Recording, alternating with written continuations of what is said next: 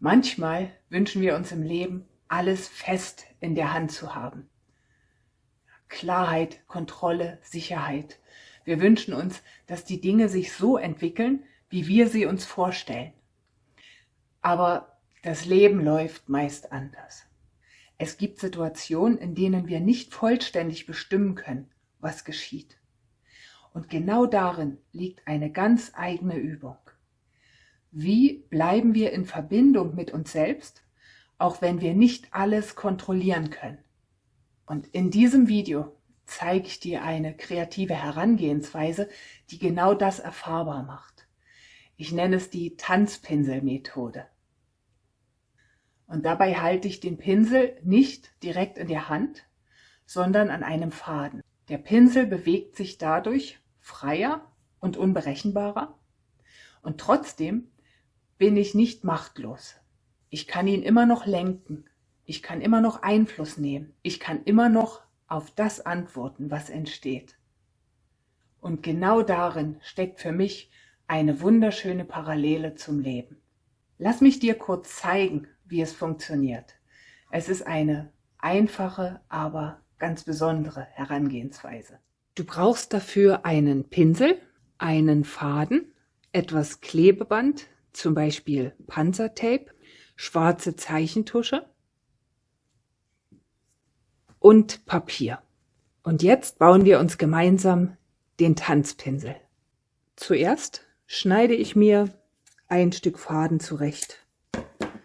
Ja, das sollte mindestens einen halben Meter lang sein.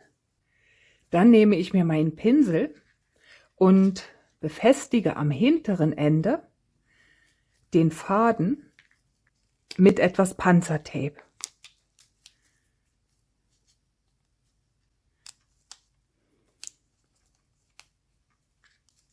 Ich wickel das Panzertape ein paar Mal drum, so dass der Faden auch wirklich gut hält.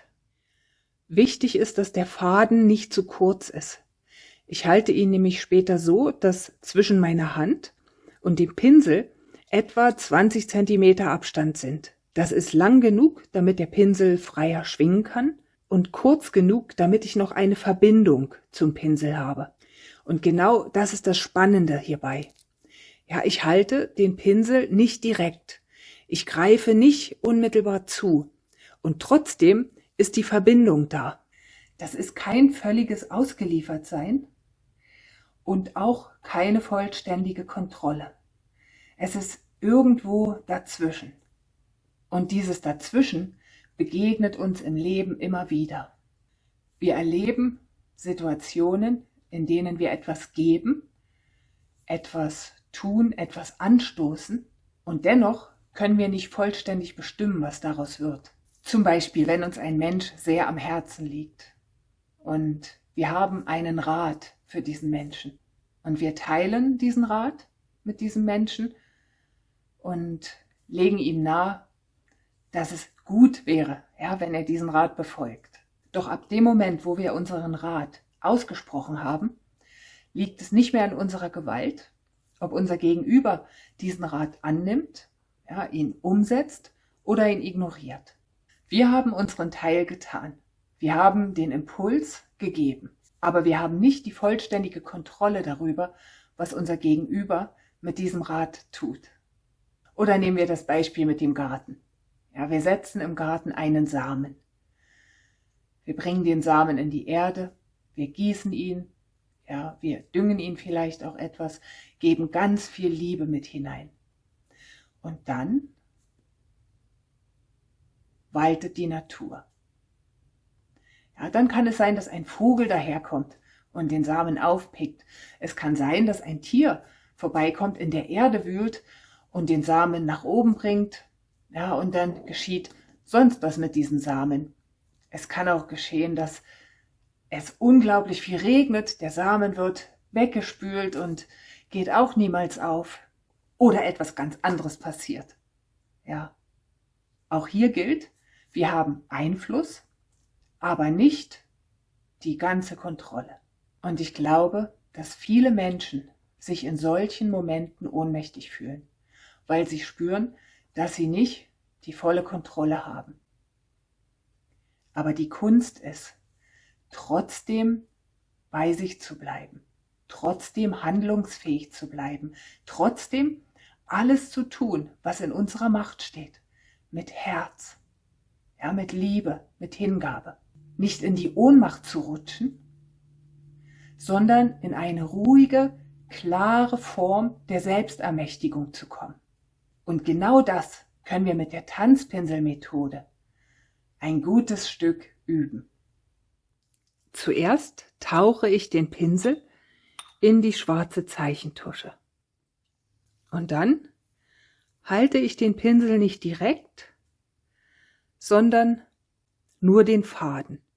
Und der Pinsel reagiert ganz anders. Er schwingt, ja, er pendelt.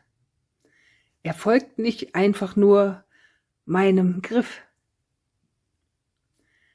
Und jetzt kann ich anfangen, eine Linie zu ziehen, ganz frei. Vielleicht probiere ich, einen Kreis zu zeichnen.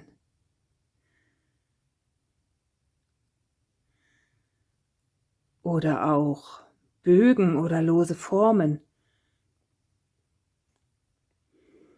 Oder vielleicht lasse ich den Pinsel auch einfach nur ein wenig übers Papier tanzen.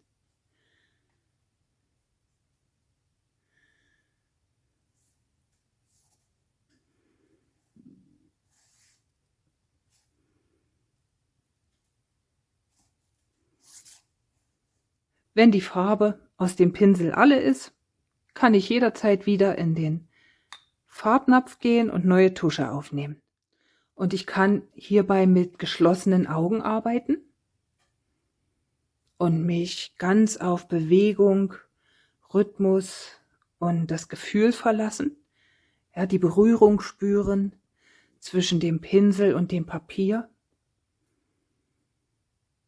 Oder ich kann mit offenen Augen arbeiten und wahrnehmen, was auf dem Papier geschieht und auch, was in mir geschieht.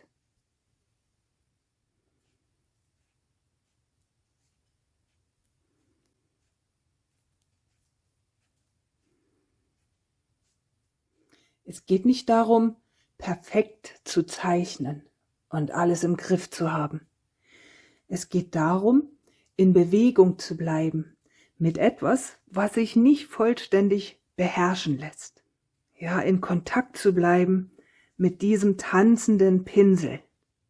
Und während der Pinsel so über das Papier tanzt, kann ich auch ganz bewusst bei mir ankommen.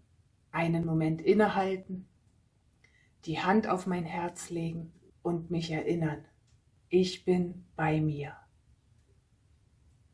Ich bin ganz hier und ich tue, was ich kann.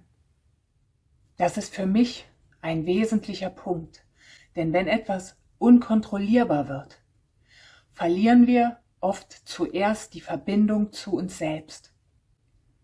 Wir werden hektisch oder wir erstarren oder wir geben innerlich auf. Doch hier können wir etwas anderes üben.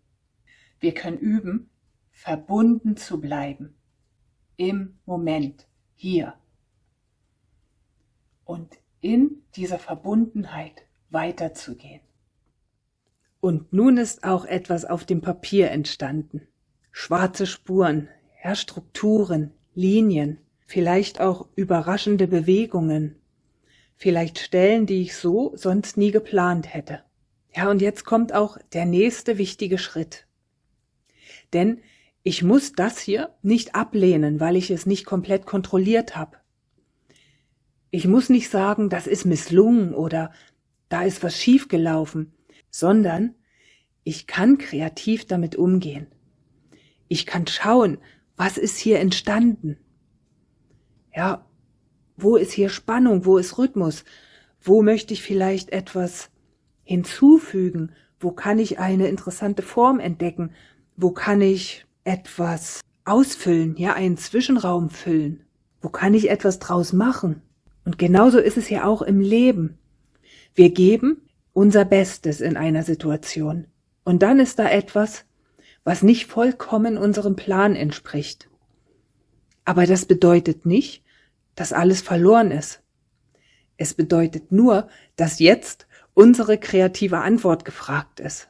Ich kann jetzt zum Beispiel Linien aufgreifen und diese weiterführen. Oder ich kann Zwischenräume entdecken und diese füllen oder betonen. Ja, vielleicht kann ich Figuren, Pflanzen oder Ornamente in meinem Bild entdecken und diese ausformulieren. Oder ich lasse einige Stellen ganz unberührt und arbeite nur an anderen Stellen weiter. Wichtig ist, die schwarzen Spuren auf dem Papier sind nicht das Ende, sondern sie sind der Anfang eines kreativen Prozesses. Eine Einladung, ein Gesprächsangebot. Was ich an dieser Herangehensweise so liebe, ist, dass sie uns etwas Wesentliches lehrt. Wir müssen nicht alles fest im Griff haben, um schöpferisch zu sein.